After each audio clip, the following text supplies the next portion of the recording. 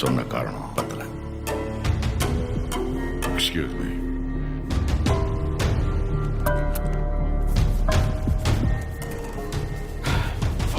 ராயப்பன், உங்களை பொறுத்த வரைக்கும் ஃபுட்பால்னா ஒரு ஸ்போர்ட்ஸ், எங்களை பொறுத்த வரைக்கும் இட்ஸ் அ பிஸ்னஸ். ஸ்போர்ட்ஸ்னாலே டப்பு. ஒருத்தன் ஒரு தடவை நேஷனல் டீம்ல வந்துட்டான்னா அவன் தோத்தாலும் ஜெயிச்சாலும் அவனுக்கு கவர்மெண்ட் வேலை உண்டு. பெரிய வேலை சார். ரயில்வேஸ், கஸ்டம்ஸ், ஏர்போர்ட்னு எம்பி, மினிஸ்டர்ஸ், பிசினஸ்மேன், இந்த மாதிரி பெரிய ஆளுங்களுக்கு அவங்க உள்ள நேஷனல் டீம்ல இருக்கிறது ஒரு ப்ரைட். அதுக்காக எவ்வளவு வேணாலும் கொடுக்க தயாரா இருக்காங்க. உங்க பையனை நான் டீமுக்குள்ள எடுக்க நீங்க எவ்வளவு தருவீங்க?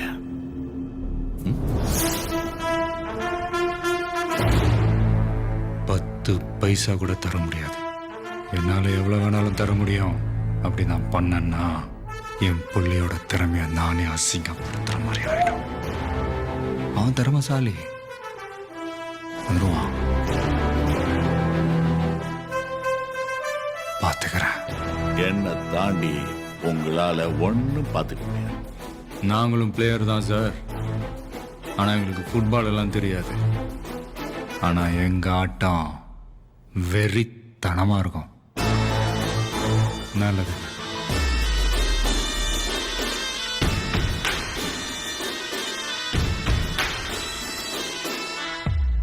கண்ணே வா.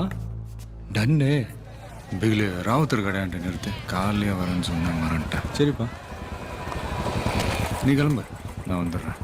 கிளம்பலாம்.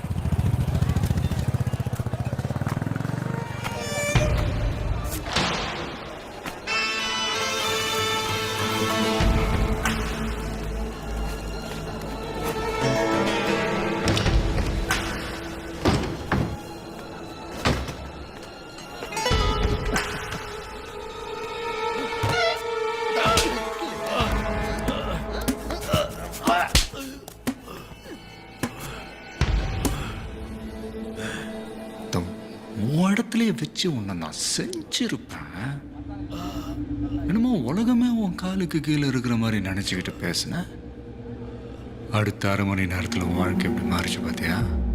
அதான் உன்னை கொஞ்சம் ஆட விட்டு அடிச்சேன். உங்க அப்பனுக்கு உங்க அப்பன் எப்பவுமே இருப்பான்.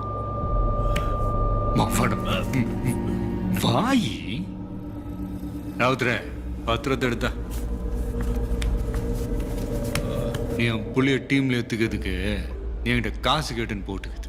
கையெழுத்து போடு, என் வேலை போயிடும். ஓஹோ, கையெழுத்து போடலன்னா உசுறு போயிடுவேன். பரவாயில்லையா?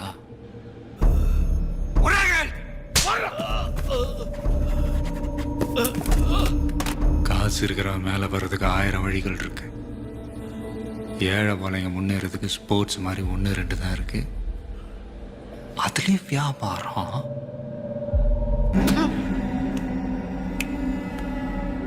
என் புள்ளன்னு இல்லை, திறமையா விளையாண்ட அத்தனை புள்ளைங்க பேரை நாளைக்கு 10 மணிக்குள்ள லிஸ்ட்ல இருக்கணும்.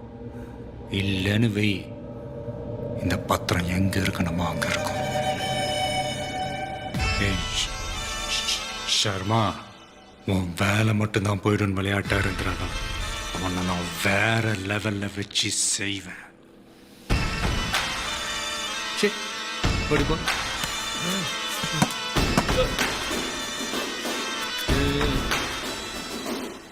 அடுத்த வயதுல அடிச்சு சம்பாதிச்ச காசு ஆபத்துக்கு உதவாது. செட்டியோடைய போ.